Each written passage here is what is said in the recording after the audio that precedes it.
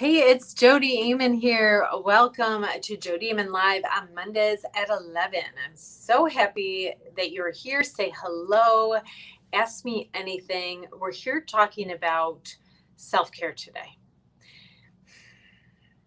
This is so big, huge, isn't it? It's like this problem with this, especially for us helpers. I talk about people who take care of other people, nurses, therapists, teachers, physical therapists, all those kind of people, doctors, all the people who take care of other people. And I know I'm not even mentioning because there's also like hospitality who take care of a lot of people, and customer service that take care of a lot of people.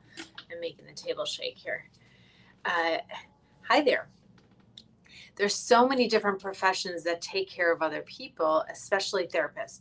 So I'm talking to therapists, but I'm also talking to anyone who takes care of other people. We notoriously, because we're taking care of so many other people, I'm talking about you parents as well, because we take care of so many other people, we notoriously don't take care of ourselves.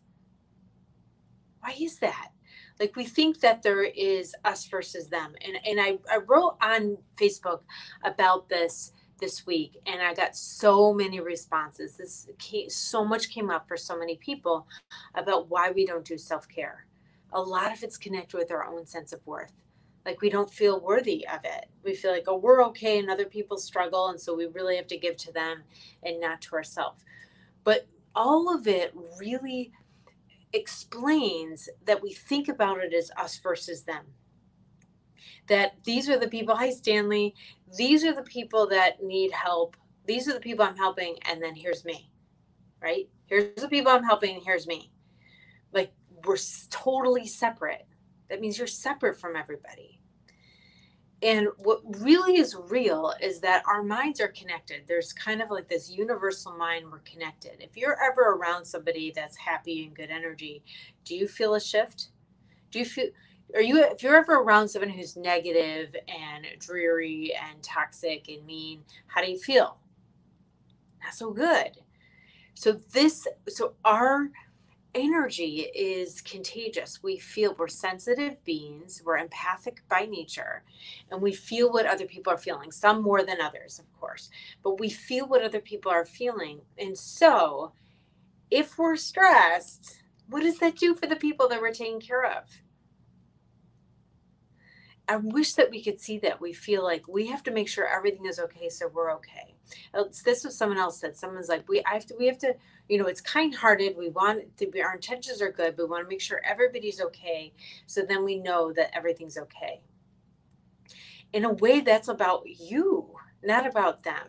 And your intentions might be good, and you might be open-hearted and good-hearted, but it's about your own worry about being out of control, your own worry about something bad happening to them that has you trying to control a situation instead of what is the alternative? I'm not sure. Being with it, being present with it, being open hearted and loving towards it, having loving awareness towards it, so that you take action for the highest good, not take action to satisfy your own anxiety. Does that make sense? And they might be the same.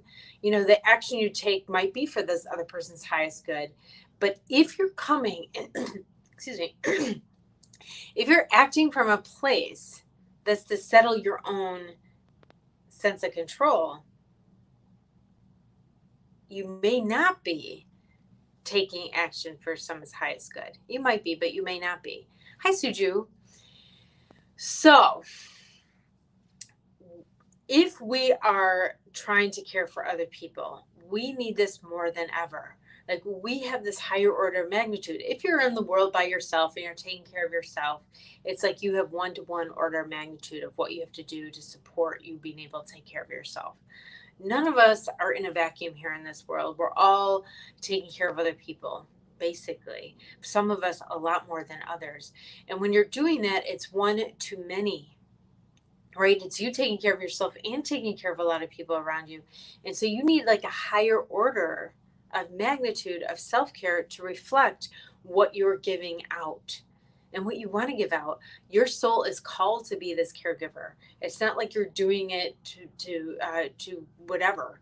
You're doing it because you feel called to do it. This is an important mission that you have, a humanitarian mission to help your friends or your family or your clients or your patients or whatever you might call the person in your care, people in your care, your children, your grandchildren, your nieces and nephews, whoever they are.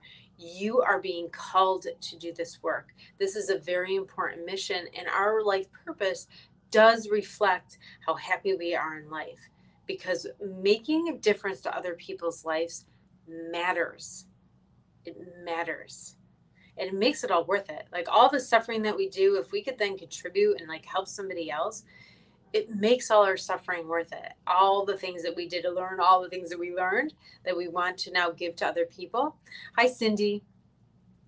So I wanted to offer this idea today that taking care of yourself doesn't take away from what you do for others. It actually gives to what you do for others. And I have this framework for self-care, the 4 pillars of self-care, and I'm teaching a class on Friday. It's a live class. You have to register because you get a Zoom link, but it's a free. I want everybody to come. Especially if you're a therapist, a nurse, a teacher, or in some helping professional role.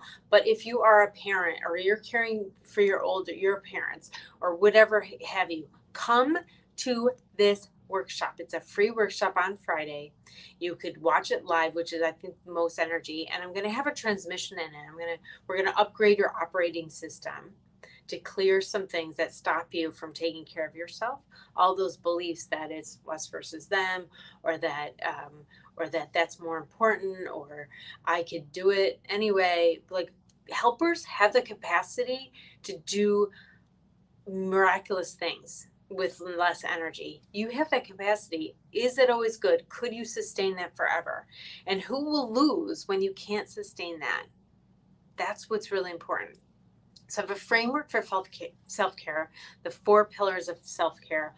I want all of you to join me on Friday. If you can't be there because you're working or something, you could of course get the replay.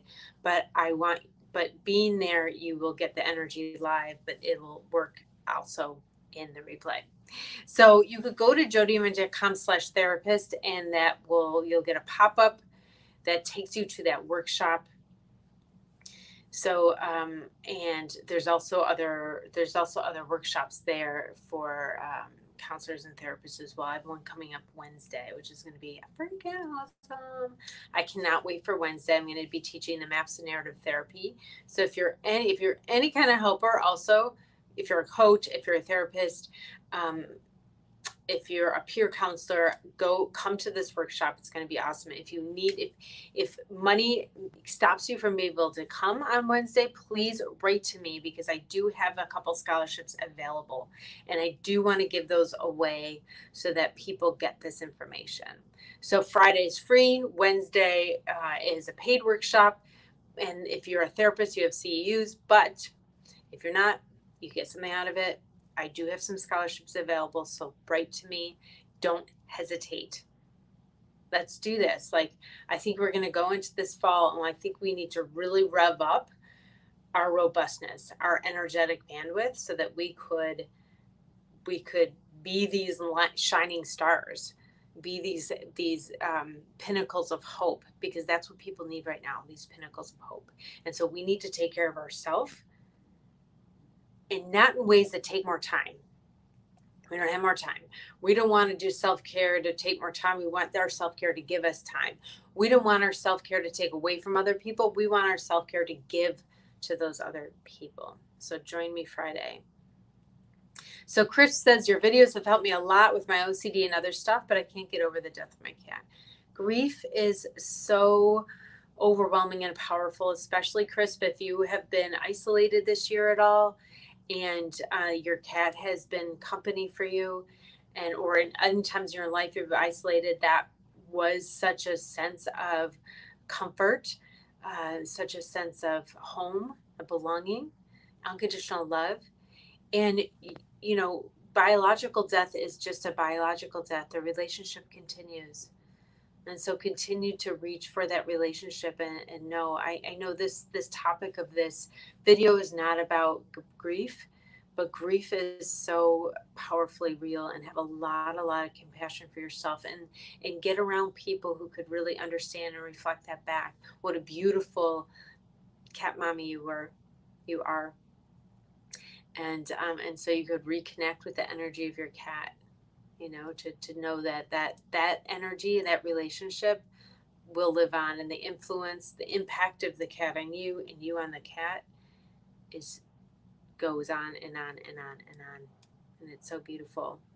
So yeah, there is a lot of resources on grief, and I hope that you find some um, that really help you